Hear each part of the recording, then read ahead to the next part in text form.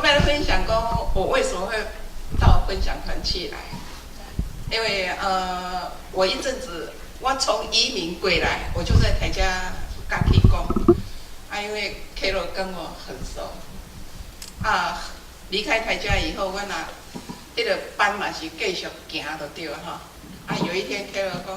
讲，你会使来阮分享团去甲阮带无？我说